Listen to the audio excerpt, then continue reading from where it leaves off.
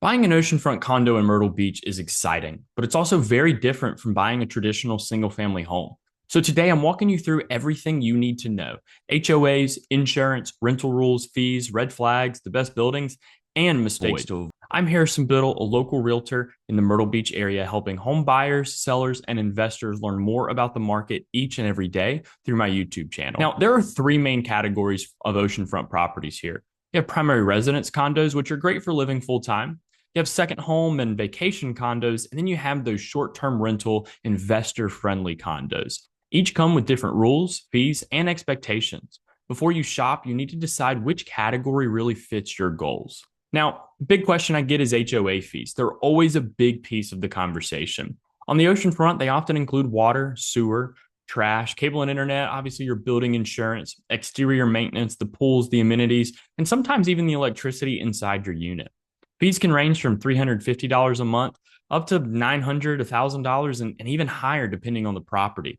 Higher isn't always bad. It usually just means more amenities and more utilities included. If you're buying with Airbnb or VRBO in mind, this part's going to be huge. Not all buildings allow short term rentals, and some have restrictions on management companies, check in procedures, or even minimum stays. The good news is that Myrtle Beach has plenty of investor friendly buildings. The key is knowing which ones have good rental history and which ones don't.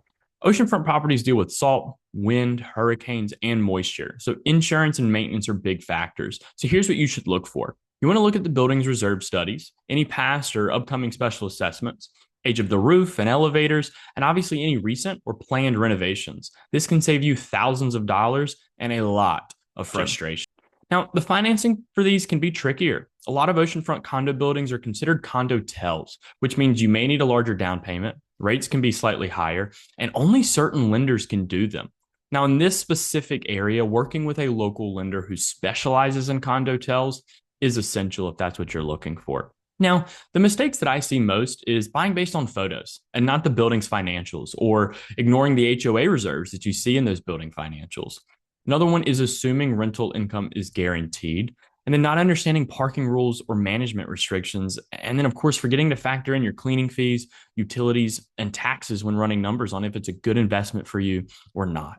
Avoid these, and oceanfront ownership becomes much smoother and more profitable. To choose the right condo, ask yourself these things: will I live here part time or rent full time? Do I want lots of amenities, or would I prefer lower fees? Do I want high-rise luxury or a smaller boutique building? And then am I comfortable with condotel financing? Of course, if you need to finance. Your goals tell us exactly which buildings to explore. If you're thinking about buying an oceanfront condo in Myrtle Beach, or you want a list of my top investor-friendly buildings, send me a message. I help buyers every day navigate this market, and I'd love to help you find the perfect place at the beach.